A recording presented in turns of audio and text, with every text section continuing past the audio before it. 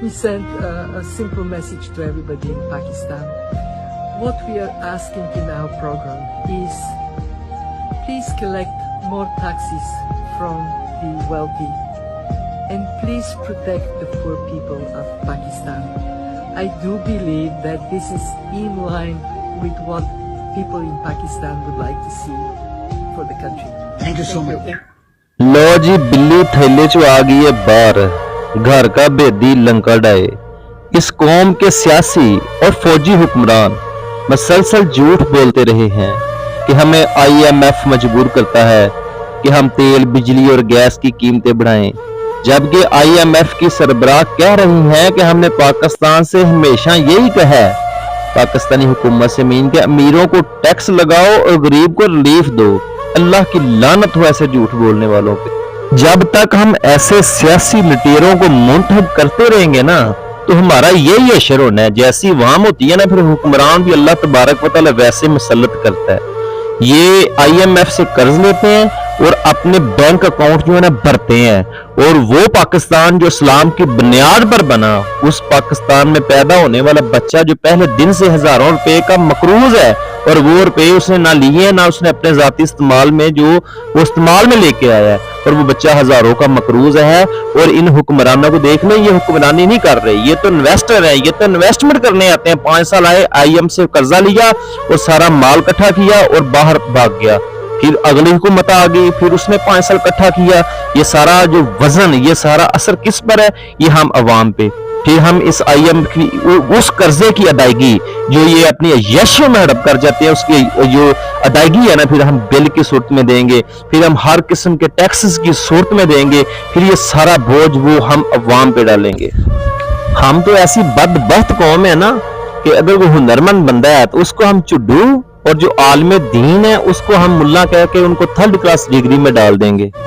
एक TikToker, फहाशा dancer एक ठुमका लगाती है या एक क्रिकेटर एक 6 मारता है, हम उसको रोज आसमानों की बुलंदियों तक पहुंचा देते हैं, अपना हीरो बना लेते हैं। और जो अपने जो मोहसिन है पाकिस्तान के डॉक्टर अब्दुल कदीर जैसे, उनको फुटपाथों पे हमने जलील किया। हमने क्या नहीं किया?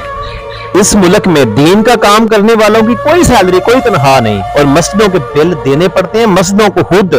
और जो ब्यूरोक्रेट्स और जो सरकारी ओहदेदारान है, इनकी लाखों रुपए की जो हराम की जो बाहर से IM से कर्जा लेते हैं, लाखों रुपए की जो मराहत हैं, ये किस खाते में डाल रहे हैं? यकीनन ये सिर्फ अवाम पे जो बोझ डाल रहे हैं।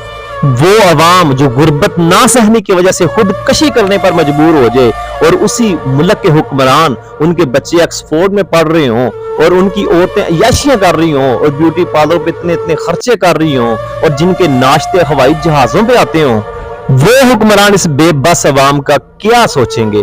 इन्होंने तो हमें नस्ल दर नस्ल गुलाम बना के रखा हुआ है। हम तो इतने बेबस हो गए, इतने मफलूज हो गए हैं कि हम अपने हक के लिए आवाज भी बुलंद नहीं कर सकते।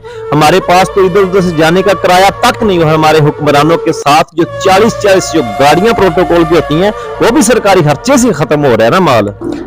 हजरत अबू बकर सिद्दीक जब खलीफा बने ना, तो कपड़े की दुकान थी उनकी, तो उन्होंने दुकान छोड़ दी। तो लोगों ने कहा आप दुकान भी साथ करते जाए, खिलाफत भी करते जाए। तो कहा नहीं, अबू बकर सिर्फ अब खिलाफत करेगा, क्योंकि अगर अबू बकर ने दुकान भी साथ रखी तो लोग कहेंगे मालिक नीमत से अबू बकर पैसे लेकर अपनी दुकान में इन्वेस्ट कर रहा है। असल हकीकत है भी ऐसी होनी चाहिए। हुक्मरान इन्वेस्टर नहीं होना चाहिए। हुक्मरान तो सिर्फ अपना मुल्क का निजाम संभाले, और ये कौन सा हुक्मरानी कर रहे हैं, कौन सी खिलाफत संभाल रहे हैं? ये तो इन्वेस्टर है, 5 साल के जाते हैं, इन्वेस्टमेंट करते हैं, सारा माल इकट्ठा करते हैं, भाग जाते हैं, और दूसरी हुकूमत आती है, उस पर इल्जाम लगाते थे जी इन्होंने मकरूज कर दिया मुल्क को। असल में हर बार हर हुकूमत ने IM से कर्जा लिया, और उसका बोझ सिर्फ अवाम पे गया है। हजरत उमर फारूक रजी अल्लाह अन्हु जो 24 लाख मुरब्बा मील के हुक्मरान थे, वो कहा करते थे कि दरिया नील जो 1200 किलोमीटर है मदीना से, कि वहां बकरी का बच्चा भूखा मर गया ना, तो उम्र से क्यामत के दिन इसके बारे में भी पूछ गछ होनी है। और आज के हुक्मरानों को है खबर अपनी अवाम की। अवाम इतनी जो मफलूज हो चुकी है गुर्बत की ज़रबें चोटें खा खा के, कि अपने हक में आवाज बुलंद भी नहीं कर सकती। और ये अपने मोहल्लात में ये जो प्रोटोकॉल के साथ और जो ये सरकारी मराहत के साथ ये जिंदगियां बसर कर रहे हैं। क़याद आज़म मोहम्मद अली जिन्ना ने पाकिस्तान में रहा था ताकि हम पाकिस्तान की बुनियाद कलमे पर, ताकि हम इस्लामी शरई कवानीन के जो मुताबिक जिंदगियां बसर कर सके। बताइए कहाँ है निज़ाम मुस्तफ़ा, कहाँ है शरीयत के कवानीन? हम अपनी मर्जी से अजानें नहीं दे सकते, हम अपनी मर्जी से दीन निज़ाम को कोई ऐसा नफाज, कोई ऐसा कानून में तरमीम नहीं कर सकते, कोई हम शरीयत के मुताबिक जिंदगी बसर नहीं कर सकते। हमें तो गुलामी से निकालने के लिए पाकिस्तान बना था और इन बदबख्त हुक्मरानों ने हमें उससे ज्यादा बदतर गुलामी का जो शिकार कर दिया है। अल्लाह तबारक व तआला तो कुरान करीम में इरशाद फरमाता है कि काफिर और ये जो यहूदी हैं तुम्हारी सरजमीनों में भटकने में ना पाए, इनसे रिश्तेदारियां और शराकतदारी तुम नहीं कर सकते, और अगर तुम्हें मुफलिसी का डर है ना तो अल्लाह अपनी रहमत से तुम्हें गनी कर देगा। लेकिन आज हमने क्या किया? आज हमने कुरान के हुक्म को पश्ते पश्त डाल नहीं दिया। आज हमने यहूदों नसारा और काफिरों से दोस्तियां नहीं कर ली, उनको अपना हामी तस्लीम नहीं कर रहे कि वो ही हमारी मदद करेंगे जी, उनके जो बगैर हम कुछ नहीं कर सकते जी। जब हम खुद इतने लुटेरे हो गए हैं, हमने फिर उनसे कर्जे लेने हैं, जब कर्जे लेते हैं तो फिर उनकी मनमानी भी उनकी यही उसी मुल्क में होनी है ना। उनकी मर्जी के यहाँ कवानीन चल रहे हैं, क्यों चल रहे हैं? हुक्मरान उनसे पैसा ले रहे हैं। 1400 साल से मुसलमान हुक्मरानी कर रहे हैं, कौन सा अंग्रेजी कवानीन के तहत उन्हें हुकूमतें की हैं? ये किस अंग्रेज या किस यहूदन सारा से जो मिल के उन्होंने शराकतदारी इस्दारियां करके मुल्की निजाम संभाले हैं?